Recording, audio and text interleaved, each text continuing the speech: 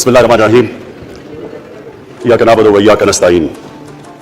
और जो मेरी आवाम आज ये देख रही है, मैं उसके सामने जो बात रखना चाहता हूँ ये कि देखें, हमें ये कभी भूलना नहीं चाहिए कि ये पाकिस्तान क्यों बना था।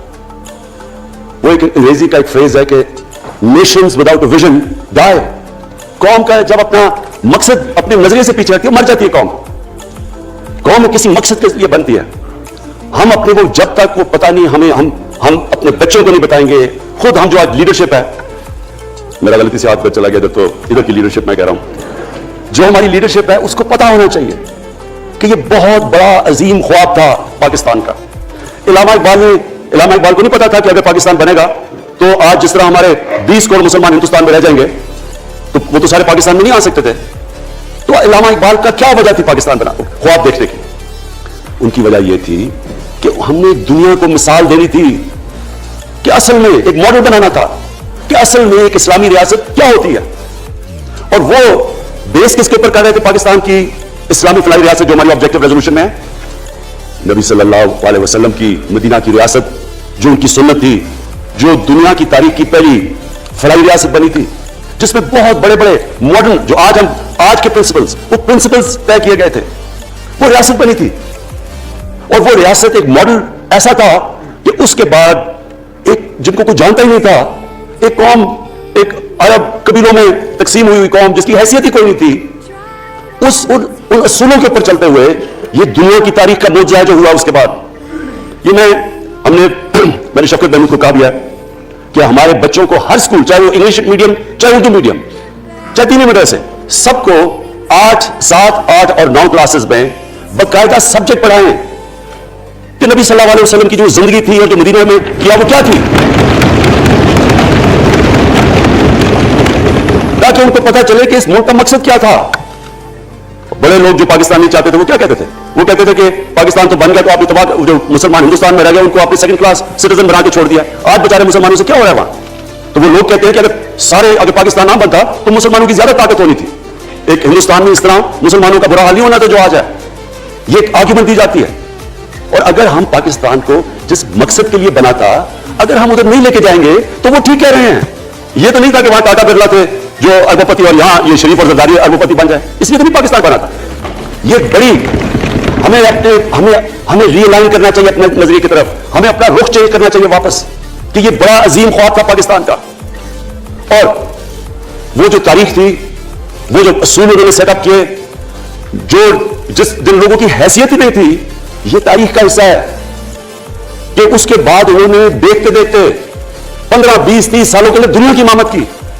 इससे इमामत ही नहीं कि वो तो मंगोलियों ने भी दुनिया बड़ी जल्दी से फतह कर ली थी, चंगेज खान ने भी बड़ी जल्दी उसकी फौजों ने फतह कर ली थी। 100 साल के बाद वो खत्म हो गए थे। उन्होंने एक दुनिया की अजीम सिविलाइजेशन, जो टॉप साइंटिस्ट थे, सारे दुनिया के टॉप साइंसदान, एक अजीम कल्चर। और सबसे बड़ी बात जो मैं आज कहना चाहता हूं, उन्होंने एक मॉरल स्टैंडर्ड सेट की दुनिया में। जब मुसलमान गए इंडोनेशिया और मलेशिया, वहां तो कोई मुसलमान की फौज नहीं गई, वहां तो कोई तलवारों से नहीं फतह किया। मुसलमान ताजरों का वहां किरदार देख के लोग हैरान हो गए, ये कौन लोग आए हैं जो बिल्कुल उनकी मोरालिटी ऐसी, ना वो कोई दगाबाजी करते थे, ना वो कोई धोखा देते थे, अपनी जुबान पे खड़े हो जाते थे। लोग उनसे इंप्रेस हो गए कि कौन सी कौम है। देखिए, इस्लाम हम गलत फहमी में हैं, ये समझते हैं कि तलवार से इस्लाम फैला था। इस्लाम फैला था कि वो एक इंसान के कैरेक्टर को रिफॉर्म करने आया था। हम जब अल्लाह से मांगते हैं, हम नमाज में एक ही चीज मांगते हैं कि अल्लाह उनके रास्ते पे लगा जिनके तूने नेमतें बख्शी, उनके नहीं जो गलत तबाही के रास्ते पे चले गए। सिर्फ नमाज में हम ये चीज मांगते हैं, हर रोज हम पढ़ के मांगते हैं। ये 2 रास्ते हैं, एक है तबाही का रास्ता, एक है अजमत का रास्ता। नेमतें किसको बख्शी? अल्लाह के पैगंबरों को। और जो दुनिया का सबसे अजीम इंसान, जो दुनिया का सबसे अजीम लीडर, जिसको अल्लाह ने सबसे ज्यादा नेमतें बख्शी, हमारे नबी सल्लल्लाहु अलैहि वसल्लम। ना कभी इस तरह का इंसान आया, ना कभी आ सकता है। तो हमें रास्ता बताया कि एक उनका रास्ता है और एक दूसरा रास्ता है, तबाही का रास्ता है। और वो जो उनके रास्ते पे चलता गया, वो एक अजीम इंसान बनता गया। एक किताब है, मैं अपने लोगों को रिकमेंड भी करता हूं, द अरब कॉन्क्वेस्ट, वो पढ़ने वाली किताब है।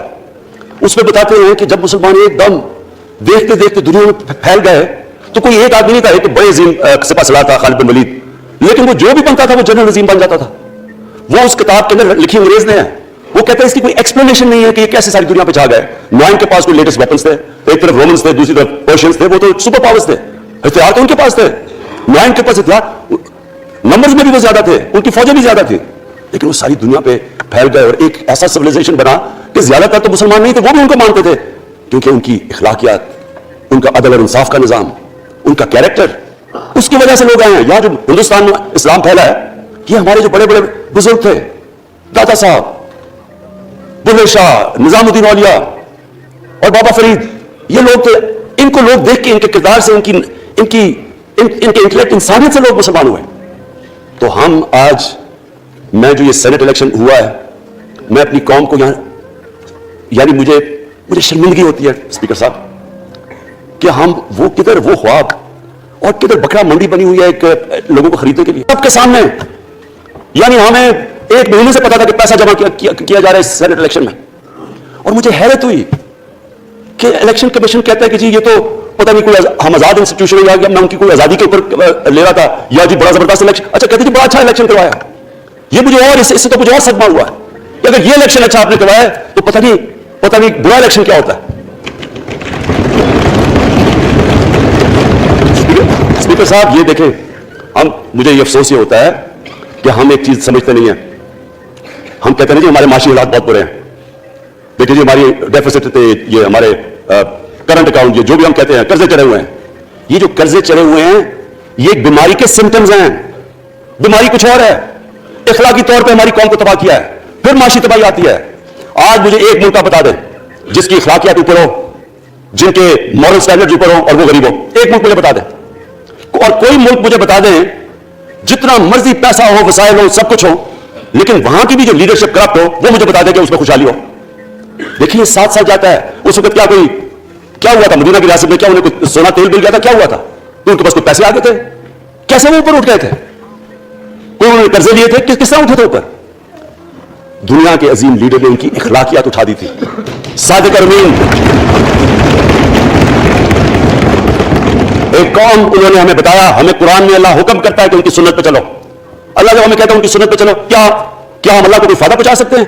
हमारी बेहतरी के लिए कहता है कुरान शरीफ पे, सब कुछ हमारी बेहतरी के लिए अल्लाह ने, ये तुम्हारे लिए बुक ऑफ गाइडेंस है हमेशा के लिए, और ये हमारी बेहतरी के लिए है। तो वो जब हमें कहता है कि नबी सल्लल्लाहु अलैहि वसल्लम के रास्ते पे चलो, वो हमारी बेहतरी के लिए कहता है। और मैं, जिसने इस उम्र में सारी दुनिया देख लिया है, स्पीकर साहब मैं आपको बताऊं, मुझे तकलीफ होती है देख के, जब मैं ये मगरबी मुल्कों में जाता हूं, स्कैंडिनेविया में, स्विट्जरलैंड में, आप वहां के इखलाकी स्टैंडर्ड्स देखें, उनकी मॉरल स्टैंडर्ड्स देखें, शर्म आएगी आपको कि जो हमारे मुल्क में हो रहा है, ये जो सेनेट का इलेक्शन हुआ है, आपको अफसोस होगा कि हम वो किसकी उम्मत हैं, हम किसकी उम्मत हैं, किसके नाम पे पाकिस्तान का मतलब क्या, ला इलाहा इल्लल्लाह, उस पर ये हमारा मुल्क बना था। और आज देखिए, एक करप्ट आदमी, दुनिया में साबित किया हुआ करप्ट आदमी आसिफ जरदारी, दुनिया में उसके ऊपर लिखा हुआ कि मिस्टर 10% मजबूर लिखे हुए हैं, फिल्में बनी हुई हैं उसके ऊपर। और उस मुल्क में लोग कहें जी एक जरदारी सब पे भारी, क्या कि वो रिश्वत देता था इसलिए सब पे भारी हो गया? क्या ये हमारा मुल्क? दूसरी तरफ देखें, दूसरी तरफ यहां बैठे हुए हमारा लीडर नवाज शरीफ, और नवाज शरीफ एक डाकू, मुल्क को 30 साल से लूट के मुल्क से बाहर भागा हुआ है, झूठ बोल के बाहर भागा हुआ है। सारे मुल्क के सामने हमें कैबिनेट में हमें 6 घंटे में बताया जी उसको ये भी बीमारी है, उसको ये भी बीमारी है, उसको ये भी बीमारी है, वो शायद वो जहाज पे भी ना चल सके, वो शायद मर जाएगा। शरीर के आंसू आ गए कैबिनेट में, और शरीर के आंसू आने आसान काम नहीं है स्पीकर साहब। तो हमने उसको जैसे वो जहाज पे चढ़ा, जैसे वहां गया, वो एकदम ही तब्दील, और आज वाला तकरीर कर रहा है, वहां बैठ के स्कीमें कर रहा है, वहां बैठ के प्लानिंग करके कि उसे इतना पैसा दो, उधर पैसा खिलाओ। सारी इनकी एक कोशिश है, जब से 2.5 साल से हुकूमत आई है, ये सारे बड़े बड़े डाकू इकट्ठे होकर ये समझ रहे हैं कि इमरान खान को कुर्सी का इतना शौक है, इसके ऊपर इतना प्रेशर डालो कि ये जी हमें जितना जनरल मुशर्रफ ने एनआरओ दिया था ये भी दे देगा। जनरल मुशर्रफ, फौज उसके नीचे, अदलिया उसके कंट्रोल में, सारी, मैं क्योंकि मैं इधर मेंबर पार्लियामेंट का था, ऑपोजिशन ना होने के बराबर, जो ऑपोजिशन के अंदर जो मेन आदमी था फजल रहमान, वो उसके साथ मिला हुआ था, वो 2 नंबर हमेशा से था, राइट।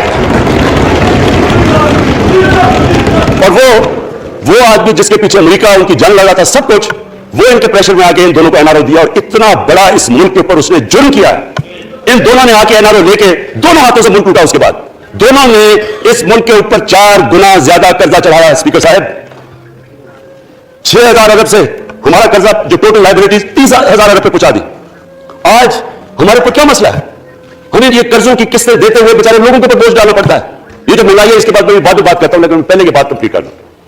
ये देखिए स्पीकर साहब, मैं ये 2.5 साल से तमाशे देख रहा हूं। यहां पहले दिन प्राइम मिनिस्टर बन के प्राइम मिनिस्टर तकरीर करने जा रहा है, खड़े होकर तकरीर नहीं करने दी। क्यों तकरीर नहीं करने दी? क्योंकि उनको पहले दिन से डर था कि ये हमारे जो करप्शन के केसेस ये माफ नहीं करेगा। करप्शन के केसेस हमने नहीं बनाए थे स्पीकर साहब, ये सारे इनके दौर के केसेस बने हुए इनके ऊपर। आपस में तो इनका मुख पका था, अपना नैब का चेयरमैन आपस में मिलकर केसेस इनके बंद कर रहा है। अदलिया उस वक्त की अदलिया वो इनके हाथ में थी, इनको तो मसला ही कोई नहीं था। वो $60 मिलियन आसिफ जरदारी का स्विट्जरलैंड में पड़ा हुआ है, वो जज कह रहा है कि वापस लेके आओ। वो यूसुफ रजा गिलानी जो यहां से सेनेटर बना है, वो पाकिस्तान का $60 मिलियन पड़ा हुआ है स्विट्जरलैंड में, वो जज कह रहा है कि वापस लेके आओ। वो कहते नहीं जी मैं नहीं खत लिखता। भाई आपके बाप का पैसा था, पाकिस्तानी कौम का पैसा था, उसके ऊपर वो डिस्क्वालीफाई हो जाता है। वो ऐसे फिर है जिस तरह नेल्सन मंडेला का डिस्क्वालीफाई हो गया। स्पीकर साहब, मैं ये चीजें आपको इसलिए बता रहा हूं, मैं तो इनको 30 साल से जानता हूं। देखिए, जब तक हम इस मुल्क में अपनी अखलाकियात ठीक नहीं करेंगे, मॉरल स्टैंडर्ड्स ठीक नहीं करेंगे, जब इस तरह के इलेक्शन होंगे कि खुल के पैसा चल रहा है और हम कहेंगे जी वो पटवारी क्यों पैसे लेता है, तो वो थानेदार क्यों पैसे लेता है, वो सरकारी नौकर, वो तो बेचारा जो निचला तबका है वो तो वाकई दूसरा शेर रशीद देखा है। महंगाई जो बड़ी है, बेचारे लोगों की तनख्वाह में गुजारा नहीं हो रहा। उनको हम कह रहे हैं कि आप बिल्कुल ईमानदार बने, और ये जिनका इतना इनके पास पैसा है स्पीकर साहब, मैं आपको यकीन से कहता हूं इनको खुद नहीं पता कि इनका कितना पैसा बाहर पड़ा है। इतना 30 साल से चोरी कर रहे हैं पैसा, और 30 साल से पैसा चोरी करके अब इनकी कोशिश ये है कि इमरान खान के ऊपर प्रेशर डालो सारे चोर मिलके कि जी कभी हम गवर्नमेंट गिरा देंगे, कभी हम वो निकलाते हैं। आप सोचें फैटिफ के ऊपर, अब फैटिफ हमारी वजह से तो नहीं फैटिफ पे हम ग्रे लिस्ट में आए, ये तो मूली के दौर में ग्रे लिस्ट में आए। अब अगर फैटिफ की ब्लैक लिस्ट में पाकिस्तान जाता है तो यहां सबको पता है कि सैंक्शंस लग जाएंगी, तो आगे मुश्किल से हमने इकोनॉमी को स्टेबलाइज किया, मुश्किल से। अगर ब्लैक लिस्ट में जाता तो इकोनॉमी सीधी नीचे। आज जो लोगों को मुश्किल पड़ी हुई है, और मुश्किल पड़ी हुई है हमारे लोगों को महंगाई की, उसकी वजह यह है कि हमारा रुपया जो था तकरीबन 160 रुपए का, आज 160 रुपए का। तो जब रुपया गिरता है तो सारी चीजें बाहर से महंगी हो जाती है, पेट्रोल, डीजल, बिजली। अब बिजली की आधी बिजली उनसे बाकी डॉलर कॉन्ट्रैक्ट्स के ऊपर बिजली के कॉन्ट्रैक्ट साइन किए हुए हैं, तो सब कुछ बाहर से, दालें महंगी, जो चीज बाहर से इंपोर्ट करते हैं, घी महंगा, सारी चीजें महंगी हो जाती हैं। तो ये सोच लें कि अगर हमारे ऊपर सैंक्शंस लग जाए, अगर हमारे ऊपर फैटिफ की सैंक्शंस लग जाती, तो ये तो आप तो सोच ही नहीं सकते कि मुल्क में क्या हाल होना था। तो हम अपने मुल्क के लिए फैटिफ की रिक्वायरमेंट पर लेजिस्लेशन करा रहे हैं, और इन्होंने जवाब इतना बड़ा वो ला दिया जी, इतना बड़ा जी, ये 34 शिक्के चेंज कर दें नैब में। अब नैब का फैटिफ से क्या ताल्लुक है? इन्होंने समझा क्या इमरान खान काबू आ गया, अब तो ये डर के फैटिफ की ब्लैक लिस्ट से, अब तो जनाब हमें ये 34 शिक्के साइन करके तो नैब को खत्म कर देगा। मतलब ये कि सिर्फ इनकी चोरी के केसेस खत्म हो जाए, बस वन पॉइंट एजेंडा इनका। और मैंने आपको पहले दिन यहां से कहा था, पहले दिन यहां खड़े होकर मैंने कहा था कि इनका सिर्फ वन पॉइंट एजेंडा। मैं इनको जानता हूं, जब ये सारे ऑपोजिशन में मेरे साथ थे, इनका सिर्फ एक खौफ है कि ये एनआरओ नहीं देगा, लिहाजा इसको इतना ब्लैकमेल करो, और अब फैटिफ के ऊपर तो ये फंस गया है, तो अब इससे ले लो, इससे कंसेशन ले लो ताकि ना खत्म हो जाए। अब सोचें, क्या इनको मुल्क का फिक्र है? क्या इनको नहीं पता था कि क्या होना अगर फैटिफ की ब्लैक लिस्ट पे चले जाते हैं? उसके बाद इन्होंने जलसे करने की कोशिश की, बड़ा जी पब्लिक निकालेंगे हम, मीनार पाकिस्तान के अंदर जलसा। मीनार पाकिस्तान का ये जानते नहीं, देखें इनके भी आगे एक शहजादी जिन्होंने जिंदगी में कभी काम किया नहीं है, ना उनको पता है कि स्ट्रगल होती क्या है। जनाब मीनार पाकिस्तान खुद ही अखबारों के अंदर अपने आप को पैसे खर्च करके अखबारों में जरा नुमाया करके जनाब इन्होंने मीनार पाकिस्तान में जलसा कर लिया। अब मैं तो जानता हूं मीनार पाकिस्तान, और मैं तो अपने लाहौर को भी जानता हूं, मैं तो अपने लाहौर शहर को भी जानता हूं। वो लाहौर शहर मुल्क का कोई पैसा चोरी किया हो उसके खिलाफ तो निकलेगा, लेकिन बड़े बड़े डाकू अगर वो समझ रहे हैं कि अपनी चोरी बचाने के लिए लाहौर शहर को निकालेंगे, तो वही हुआ जो उनके साथ मीनार पाकिस्तान में हुआ। अब आगे जो डॉक्टर फमीदा मिर्जा ने बड़ा अच्छा आपको एक्सप्लेन किया, उन्होंने बताया कि ये क्यों जरूरी था ओपन बैलेट। उन्होंने बताया कि इलेक्शन कमीशन की तो रिक्वायरमेंट है कि ऑनेस्ट हो, फ्री और फेयर इलेक्शन हो। तो उन्होंने 2008 में चार्टर ऑफ डेमोक्रेसी में कहा हुआ कि जो ओपन बैलेट होनी चाहिए दोनों पार्टीज ने, और उसके बाद एकदम वहां से दोनों सब उधर से भाग के और कहते नहीं जो खुफिया बैलेट होनी चाहिए। मैंने तब कह दिया कि खुफिया बैलेट का एक मकसद था, सारे मिलकर कोशिश करेंगे कि हफीज शेख को हराएं, और वो जो आदमी जीता है पाकिस्तान का करप्ट तरीन आदमी। मैं एक चीज आपको आज कहता हूं, यूसुफ रजा के आप सिर्फ एसेट्स देख लें, प्राइम मिनिस्टर बनने से पहले थे और उसके बाद क्या एसेट्स है, पर एक चीज देख लें, कोई आपको कुछ करने की जरूरत नहीं है, आपको पता चलेगा इन्होंने इसने क्या किया अपने जमाने में। तो उसको लाके यहां बैठा के तो जनाब इन्होंने सारा पैसा लगा कर, हमें सब पता था क्या हो रहा है, और उसको जाके जनाब इन्होंने हरवा दिया हफीज शेख को। अब क्या पैगाम दिया सारे मुल्क में इसका? मैंने क्यों ये आज वोट ऑफ कॉन्फिडेंस लिया, इसका क्या पैगाम दिया दुनिया में? सारे लोगों के सामने ओपन हॉर्स ट्रेडिंग, लोगों को रातों को कॉल कर रहे हैं, या मैं तो खास दाद देना चाहता हूं, मेरा मेंबर्स बैठे हैं, ख्वातीन बैठी हैं, जिनको कॉलें गई हैं रात कि जी 2 करोड़ से रेट शुरू होगा, हम आपको आगे पैसे देंगे। इनको सारों को पैसे ऑफर कर रहे हैं। और फिर अगर मैं सिर्फ इलेक्शन कमीशन को एक चीज कहना चाहता हूं, आप मेहरबानी करें, पाकिस्तान की एजेंसी से सिर्फ एक सीक्रेट ब्रीफिंग ले, आप इनको अंदाजा होगा कितना पैसा चला इस इलेक्शन के अंदर, पता चल रहा है क्या हुआ इस इलेक्शन में, ताकि आप इस तरह की स्टेटमेंट ना दें कि हमारी कोई आजादी खत्म कर रही है। मैं आपकी आजादी खत्म कर रहा हूं ये कह के आपके जो इलेक्शन में हुआ है। स्पीकर साहब, मैं आज इस ओकेजन के ऊपर, क्योंकि मुझे इस पे काफी, मैं 2.5 साल बड़ी चीजें बर्दाश्त करता रहा हूं, और मैं इसलिए सब्र से करता रहा हूं क्योंकि मुल्क इतना हमारा मुश्किल में है। जो हमें टाइम मिला जब मेरी गवर्नमेंट आई, मैं आपको यकीन से कहता हूं कि सारी जिंदगी मेरी तो स्ट्रगल में गुजरी। जो भी आप इंसान किसी चीज में कम्पीट करता है, अगर आपने मुल्क में अपने सबसे टॉप 11 खिलाड़ियों में पहुंचना है तो बहुत सारे मुल्क में मुकाबला करके आप पहुंचे, उसमें बड़ी स्ट्रगल होती है, ऊंच नीच होती है बड़ी। और फिर आप, अगर आपको दुनिया के लेवल पे आपको अपना, अगर आपने आपको मनवाना है, उसकी और एक स्ट्रगल होती है। और मेरी उससे ज्यादा बड़ी स्ट्रगल थी कि एक आदमी जाके हॉस्पिटल बनाने की कोशिश करे, और वो भी कैंसर हॉस्पिटल, तो एक वो बहुत बड़ी स्ट्रगल थी। पॉलिटिक्स में लंबी स्ट्रगल रही है, अकेला थोड़ा सा लोगों के साथ शुरू हुआ था, और स्ट्रगल करके 14-15 साल तो मजाक उड़ता था मेरा, सारे हंसते थे जब नाम सुनते थे मेरा। तो एक स्ट्रगल करके यहां पहुंचा हूं। जो ये 2.5 साल में स्पीकर साहब मैंने स्ट्रगल किया है, ये मेरी जिंदगी की सबसे मुश्किल स्ट्रगल थी। और क्यों मुश्किल थी? क्योंकि जो ये 10 साल में, मैं इसको डेकेड ऑफ डार्कनेस कहता हूं, एक एक इन्होंने इदारा तबाह किया। सिर्फ 10 साल पहले इदारों के हाल देख लें, कोई उदाहरण उठा ले, पीआई ले, रेलवे ले, स्टील मिल 8 अरब रुपए का प्रॉफिट लेके बैठी थी। 8 अरब रुपया स्टील मिल में प्रॉफिट था, जब तक जरदारी ने हाथ नहीं मारा उसको। अपना वो रियाज लाल जी फ्रंट मैन रख के हमारे सामने, मेरे पास आए लोग चेंबर वाले, उन्होंने कहा जी स्टील मिल सस्ती बिलेट्स उसको भेजा, उसके थ्रू पैसे दे रहा है, वो स्टील मिल आज बंद पड़ी है। एक एक इदारा उन्होंने तबाह किया, भर्तियां की लोगों की, वो इदारे इतने बड़े बड़े हो गए हैं कि वहां पेंशन इतनी आ गई है कि कुछ बचता नहीं है सैलरीज और पेंशन के बाद इदारे को ठीक कर सके। एक एक इदारा तबाह किया। मुल्क का सबसे बड़ा जो करंट अकाउंट डेफिसिट, जिसके ऊपर सारा प्रेशर पड़ता है, अगर आपका करंट अकाउंट यानी कि डॉलर ज्यादा मुल्क से बाहर जा रहे हैं और कम अंदर आ रहे हैं, तो प्रेशर रुपए पे पड़ता है, वो गिर जाता है। तो वो मैं आपको बता, जब रुपया गिरता है तो गुर्बत फैल जाती है मुल्क में। तो सबसे बड़ा current account deficit, fiscal deficit, जो कि आपकी आमदनी और खर्चे, वो बड़ा डेफिसिट, सारे इदारे खसारे में। पावर कॉन्ट्रैक्ट जो साइन किए स्पीकर साहब, ये उमर अयूब आपको बताएगा, वो यानी ऐसे लगा था कि किसी दुश्मन ने आके एक मुल्क को नुकसान पहुंचाने के लिए पावर कॉन्ट्रैक्ट साइन किए। उनके अंदर वही पावर प्रोजेक्ट आप कहीं और देख रहे हैं, किसी और मुल्क में, बल्कि अपने मुल्क में देख रहे हैं, और वो देखें इन्होंने किस पैसे बनाए, वो किस पैसे पे। गैस का कॉन्ट्रैक्ट साइन किया हमने आके उसी मुल्क से 30% कम पैसे पे गैस का कॉन्ट्रैक्ट साइन किया, इनका कॉन्ट्रैक्ट चेंज किया। सारी गवर्नमेंट, जब ऊपर से प्राइम मिनिस्टर लगा हुआ पैसे बनाने, प्राइम मिनिस्टर एक नौकरी कर रहा है किसके लिए? दुबई की कंपनी के लिए। कभी दुनिया ने सुना इस तरह? कभी ये मजाक सुना जी कि मुल्क का प्राइम मिनिस्टर किसी दुनिया को दुबई की कंपनी के अंदर नौकरी कर रहा है? उधर से यहाँ डिफेंस मिनिस्टर, उनका फॉरेन मिनिस्टर, वो दुबई की कंपनी से नौकरी कर रहा है। और वो एक इंटीरियर मिनिस्टर, वो कुछ सुना है संतरी बना हुआ था किसी सऊदी अरेबिया की कंपनी में, नहीं पता। कभी ये सुना है? ये मुल्क से, किसी मुल्क से ऐसा मजाक हुआ है? ये सारे तरीके थे इस मुल्क से पैसा मनी लॉन्डर करके बाहर ले जाना। आज मुझे ये बताइए, मैं ये जो सारे हमारी ऑपोजिशन है, उनसे सोचता हूं, मैं कई दफा इनकी शक्ल देख के पूछता हूं इनसे कि क्या आप वाकई समझते हैं कि आप दोनों के लीडर ईमानदार हैं? क्या ये वाकई समझते हैं कि इनकी जो ये दौलतें बनी है ये ईमानदारी से बनी है? यानी क्या इनको कोई मुल्क की फिक्र नहीं है कि यहां का पैसा, क्या इनके बेटे हैं? मैं तो मुझे बताएं, 3 दफा मुल्क का प्राइम मिनिस्टर, उसके दोनों बेटे बाहर बैठे हुए हैं। मैं लंदन को जानता हूं स्पीकर साहब, वो अरबों अरबों रुपए की प्रॉपर्टी है, वहां के बड़े बड़े रईस उन एरियाज में रह सकते जिनमें इनके 2 बेटे रह रहे हैं। मुल्क से भागे जी, हम पाकिस्तानी शहरी नहीं है। क्यों पाकिस्तानी शहरी नहीं? क्योंकि बता ही नहीं सकते कि वो पैसा किधर से आया जो उन्होंने इतनी बड़ी प्रॉपर्टीज ली हुई है। और ये कुछ नहीं है जो उन्होंने बेनामी प्रॉपर्टीज ली हुई है, किसी को अंदाजा ही नहीं इनका कितना पैसा बाहर पड़ा है। जरदारी के पास क्या था पहले, उसकी जो बाहर प्रॉपर्टीज है। तो क्या इन लोगों को नहीं पता कि इस मुल्क का पैसा चोरी करके ये बाहर लेके जा रहे हैं, और ये फिर भी उनकी सपोर्ट कर रहे हैं? और ये जो सेनेट का इलेक्शन, क्या इन्हें नहीं पता कि बड़ा जी अकलमंद पॉलिटिशियन जरदारी लोगों को रिश्वत देकर उनको खरीद रहा है?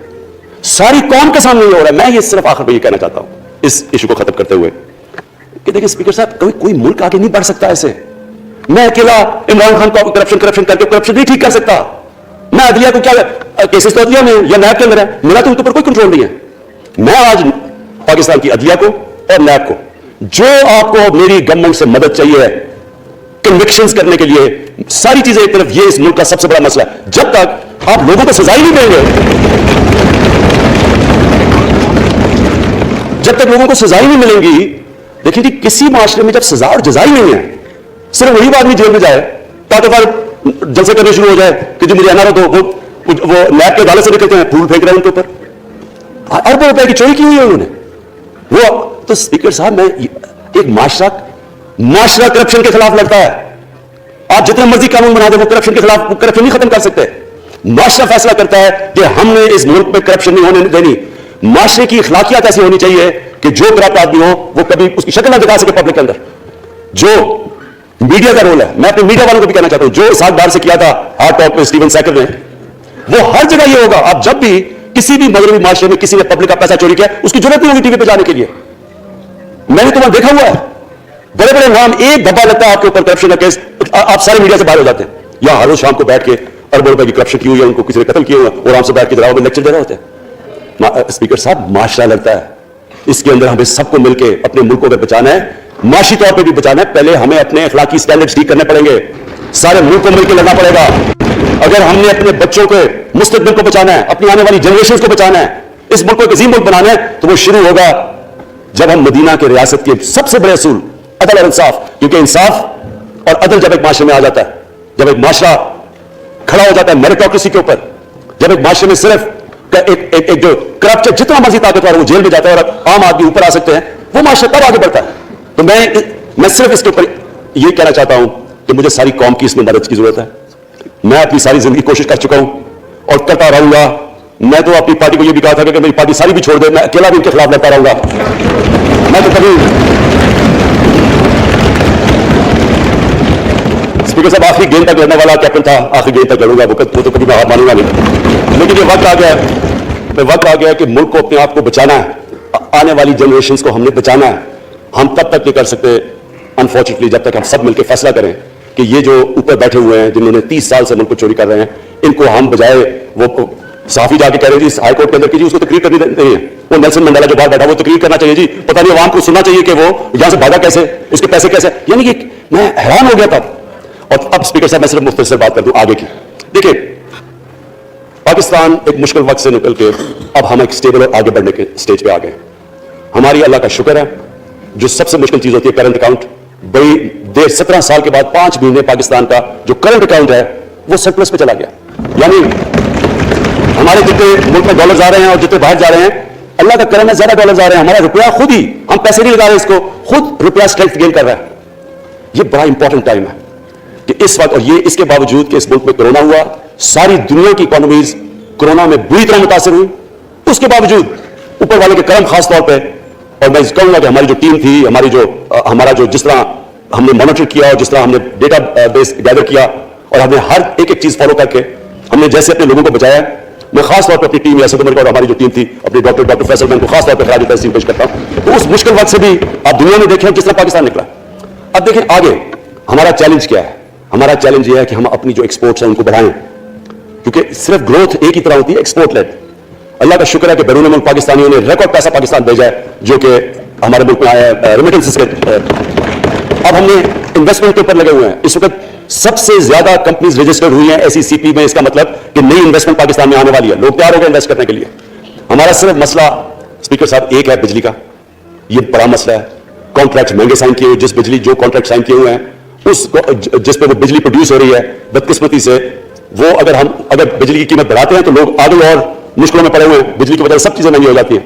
नहीं बढ़ाते तो कर्जे, वो जो गर्दिशी कर्जे हैं वो बढ़ते जा रहे हैं। हमारा एक ये चैलेंज है, इसके ऊपर सिर्फ अपनी कौम को बताना चाहता हूं कि बाकायदा हम हर तरीका सोच रहे हैं कि हमने इसमें से कैसे हमने अपने लोगों के ऊपर बोझ कम करना है। एक तो मैं अपनी टीम को ये भी कामयाबी देता हूं कि बड़ी देर और मुश्किल से IPPs के साथ हमने नया कॉन्ट्रैक्ट साइन किया, जिसके अंदर बहुत पाकिस्तान का पैसा भी बचेगा और जो आगे जाके कर्जा बढ़ना था वो नहीं पड़ेगा। जो मेरे ऊपर सबसे ज्यादा प्रेशर है इस वक्त स्पीकर साहब, वो है महंगाई का। महंगाई मैंने आपको बता भी दिया कि मसला एक, जब आपके रुपया गिरता है तो जब चीजें महंगी हो जाती हैं, वो है। लेकिन मैं अपनी कौम को सिर्फ एक चीज कहना चाहता हूं कि सबसे ज्यादा इस वक्त मेरी हुकूमत एक ही चीज पे लगी हुई है कि हम किस तरह लोगों के ऊपर महंगाई का बोझ कम करें। इसके लिए हम बड़ी बड़ी चीजें आपके सामने लेके आएंगे आने वाले दिनों में, जिसमें कोशिश ये है कि हम अपने मुल्क में जो सारा निचला तबका है इनको सब्सिडाइज करें, अपने एहसास प्रोग्राम के जरिए इनको डायरेक्टली हम फंड करें। ये इंशाल्लाह आपके साथ आएगा। अभी मैंने एक्सपेरिमेंट एक और शुरू कर दिया, वो एक हफ्ते तक अभी ट्रायल पे है कि हम एक प्रोग्राम लेके आ रहे हैं, कोई भूखा ना सोए। हमने खास किचन्स बनाए हैं, एरियाज चूज किए जिधर सबसे ज्यादा भूख है, ताकि हम कम से कम जब तक हमारी मुल्क उठता है ऊपर, हम कम से कम उनका खाना पहुंचाए कि हमारे मुल्क में कोई भूखा ना सोए। ये पूरी मैं कैंपेन शुरू करने लगा हूं। हेल्थ कार्ड पंजाब के अंदर और पख्तूनख्वा में, पख्तूनख्वा की गवर्नमेंट को तो मैं खास मुबारक देता हूं कि उन्होंने सारे अपने पख्तूनख्वा के लोगों ने खानदानों को कवर कर लिया हेल्थ इंश्योरेंस से। ये बड़े बड़े अमीर मुल्कों में भी ऐसा नहीं होता कि हर एक खानदान के पास 10 लाख रुपए की इंश्योरेंस होगी, किसी भी अस्पताल में जाकर अपना इलाज करवा सकें। मैं खास तौर पर महमूद खान और आपकी कैबिनेट को मुबारक देता हूं। पंजाब में जो बहुत बड़ा उन्होंने भी फैसला कर लिया है। उस्मान बुजदार आपकी और आपकी टीम को मैं खास मुबारक देता हूं कि इस साल के एंड तक वो सारे पंजाब के अंदर हेल्थ कार्ड पहुंचा देंगे। ये एक आम आदमी के लिए सबसे बड़ी, कम से कम जैसे जैसे हम अपने मुल्क को उठा रहे हैं, तो कम से कम हम लोगों की बुनियादी जरूरियात पूरी करें। और जो किसान हैं जी, किसानों के लिए एक बड़ा जबरदस्त प्रोग्राम लेके आ रहे हैं। इसके ऊपर भी हमें बड़ा ब्रेनस्टॉर्मिंग किया कि कैसे हम किसान की मदद कर सकते हैं। प्रॉब्लम तो हमारे पास ये है ना कि जितना हम पैसा इकट्ठा करते हैं, आधा पैसा कर्जों की किस्तों पर चला जाता है, तो पैसा कम बचता है। लेकिन हमने फैसला किया किसानों के ऊपर हम खास जोर देने लगे हैं, ताकि वो बाद में बात करूंगा। तो दो चीजें आप जी देखिए, मैं कौम समझती है ना कि अब हम कैसे ये जो कर्जे हमारे ऊपर चले हुए उनसे कैसे निकलना है। इससे सिर्फ एक ही तरीका निकलने का कि हम अपने मुल्क में दौलत के अंदर इजाफा करें, वेल्थ क्रिएशन करें। इसके लिए हम क्या करने जा रहे हैं? इसके लिए हमने मेगा प्रोजेक्ट्स बनाए हुए हैं। एक है रावी सिटी लाहौर, दूसरा इस वक्त एक वॉल्टन के ऊपर एक हम बिजनेस सेंटर बनाने लगे हैं लाहौर का, वो बहुत मेगा प्रोजेक्ट है। और फिर तीसरा जो है एक जजीरा बेंगल आइलैंड कराची से थोड़े 1-2 किलोमीटर के फासले पे। इनसे ये क्यों करने जा रहे हैं? मैं सिर्फ लोग समझेंगे क्यों। एक तो ये हमारे शहर फैलते जा रहे हैं, जितना शहर फैलता जाएगा ना आप उनको सूरज दे सकते हैं, ना पानी दे सकते हैं, ना सफाई कर सकते हैं। तो जो दुनिया के मॉडर्न सिटीज हैं वो ऊपर जाते हैं, यानी वो बिल्डिंग ऊपर जाती है, बजाय अगर आप फैलते जाए तो मुश्किल हो जाता है सर्व करना। तो एक तो मॉडर्न सिटीज पहली दफा बना रहे हैं पाकिस्तान में, इस्लामाबाद के बाद। एक वो रावी सिटी, वो बहुत जरूरी है। उससे लाहौर का जो पानी नीचे जाता जा रहा है वो हम वहां बराज बना के पानी उसका बचाने लगे हैं। और दूसरा माहौलियात के लिए वहां हम बहुत बड़े पैमाने पे अर्बन फॉरेस्ट का दरख्त उगाने लगे, क्योंकि वहां लाहौर में बहुत बड़ा प्रॉब्लम है उसका। वही बेंगल आइलैंड का भी मकसद ये है कि वहां सारा सीवरेज जा रहा है कराची का, उसकी सीवरेज को ट्रीट करें और एक मॉडर्न सिटी बनाए, बजाय कराची फैलते फैलते हैदराबाद पहुंच जाए, एक पूरी ऊपर सिटी बनाए जो एक मॉडर्न सिटी हो। तो लेकिन इसका असल मकसद यह है कि इससे पैसा जनरेट होगा, अरबों खरबों रुपया हम जनरेट करेंगे और उस पैसे से हम फिर कर्जे वापस करेंगे। और दूसरी चीज, बाहर से इन्वेस्टमेंट आएगी। बैरून मुल्क पाकिस्तानी जो सबसे बड़ा मुल्क का एहसास है, वो बाहर आके वो इनके अंदर इन्वेस्ट करने के लिए तैयार है, इन बड़े बड़े प्रोजेक्ट्स के अंदर। और जैसे फॉरेन एक्सचेंज आएगा, हमारे रिजर्व बड़े होंगे, हमारा रुपया स्टेबल होगा, और इससे जो वेल्थ क्रिएशन होगी, इससे हम फिर अपने कर्जे वापस करेंगे। उसके अलावा 50 साल के बाद 2 बड़ी डैम्स बन रही हैं पाकिस्तान की तारीख में, सिर्फ 2 बड़ी डैम्स थी। अब ये 2 और बादशाह डैम और ममन डैम बना रहे हैं। लेकिन मुझे जो आखिर में बात करनी है स्पीकर साहब, वो ये कि पाकिस्तान को आगे बढ़ने से कोई नहीं रोक सकता इंशाअल्लाह। हमारे मुल्क में, क्योंकि मैं शायद ही लोग इतना अपने मुल्क को इस तरह देखा जैसे मैंने सारा मुल्क फिरा हुआ हूं, अल्लाह ने हर किस्म की नेमत दी है। इस मुल्क में जो पोटेंशियल है शायद ही किसी मुल्क में है। इसका जो लोकेशन है जियो स्ट्रेटेजिक, वो भी शायद ही किसी मुल्क के पास है। 12 मौसम अल्लाह ने दिए हुए हैं, ऊपर से लेकर नीचे तक कुछ भी उगा सकते हैं। ज़ख़ीरे ज़मीन है जिसको हम सही तरह इस्तेमाल नहीं कर पा रहे हैं, क्योंकि हमारी सारी प्रोडक्टिविटी बड़ी कम है, टेक्निक्स बड़ी पुरानी है। चाइना के साथ मिलकर उस तरफ भी हम जा रहे हैं कि अपनी प्रोडक्टिविटी बढ़ाने के लिए। इस मुल्क के अंदर सबसे बड़ी चीज एक नौजवान आबादी है, और आगे जो जैसे कहते हैं कि अगली जो रेवोल्यूशन, 4th इंडस्ट्रियल रेवोल्यूशन के बाद ये जो टेक्नोलॉजी की रेवोल्यूशन आ रही है, इसमें हमारे पास एक यंग आबादी है, और इसके ऊपर हम पूरा जोर लगाएंगे। और इंशाअल्लाह ये जो हमारी आबादी है, ये ही एक यंग आबादी पाकिस्तान को उठा देगी अगर हम इनको सही माने में टेक्निकल एजुकेशन देते हैं। जो मैं इलेक्शन कमीशन क्योंकि बड़े नाराज हो गए थे कि मैंने कहा वो इलेक्शन के ऊपर मेरे कमेंट्स थे, मैं उनको ये कह दूं कि हमने ये फैसला किया इलेक्ट्रल रिफॉर्म्स का, हम अब टेक्नोलॉजी के ऊपर वो जो ईवीएम मशीन्स हैं, इलेक्ट्रॉनिक मशीन्स लेके आएंगे। दो चीजें कर रहे हैं, ओवरसीज पाकिस्तानीज के लिए आप पूरे लगे हुए हैं कि ओवरसीज पाकिस्तानीज भी वोट डाल सके, और दूसरी चीज इलेक्ट्रॉनिक मशीन्स लेके आ रहे हैं। और क्योंकि ये इलेक्ट्रॉनिक मशीन्स के बगैर हमें इलेक्शंस नहीं करने चाहिए, नहीं तो जो हारता है वो कराची धांधली हो गई। हमने उस तरह का सिस्टम लेके आ रहे हैं कि अमेरिका के अंदर जब डोनाल्ड ट्रंप ने कहा कि इलेक्शन में धांधली हुई है, सारे उन्होंने जब इलेक्शन खोला तो एक भी वो नहीं साबित कर सके धांधली हुई, क्योंकि इलेक्ट्रॉनिक मशीन्स थी, उनके पास वो सिस्टम था। इंशाल्लाह वो सिस्टम लेके आ रहे हैं ताकि हमेशा के लिए आगे से ये चीज खत्म हो जाए कि जो हारा था वो हार मानेगा, जो जीतेगा वो जीत। जिस तरह के इंशाल्लाह हमारी हुकूमत करेगी, जिस तरह के एज कैप्टन पाकिस्तान दुनिया की क्रिकेट की तारीख में पहली दफा न्यूट्रल अंपायर्स में लेके आया था। बहुत अच्छा।